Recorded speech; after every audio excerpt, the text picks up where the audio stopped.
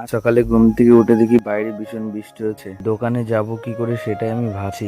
দোকানে এসে দেখি সবাই বসে আছে, কাজ নেই, বৃষ্টি থেমে গেছে। আর দাদারা এখানে সুজুকি গাড়ি ক্যাম্পিং করছে, মেন শোরুম থেকে এখানে দেখতে আসবে কিরকম ক্যাম্পিং করছে আমরা, সেই জন্য এখানে ক্যাম্পিং করে দাদা ছবি ফবি তুলছে সবকিছু। হঠাৎ করে বাইরে দেখি এটা আছে, এটা কি নাম সঠিক আমিও জানি না, তোমরা যদি জেনে থাকো বলবা কমেন্টে। বাড়িতে খেতে যাব, হঠাৎ করে বৃষ্টি হচ্ছে, সেজন্য আমি হেলমেট পরে বাড়িতে খেতে যাচ্ছি। রাস্তায় দেখি ভালো বৃষ্টি হয়েছে, রাস্তায় জল বেঁধে আছে। বাড়িতে এসে দেখি আমার মাছের চৌবাচ্চায় জল পুরো ভরে গেছে, নোংরাও পড়েছে। আমি ওটা পরিষ্কার করে দিয়ে জল কমিয়ে মাছগুলোকে খেতে দিলাম। চান খাওয়া দাওয়া করতে করতে হঠাৎ করে দেখি আকাশ পরিষ্কার হয়ে গেল, রোদ উঠেছে, আর এদিকে মনে হচ্ছে যেন বৃষ্টি হয়নি।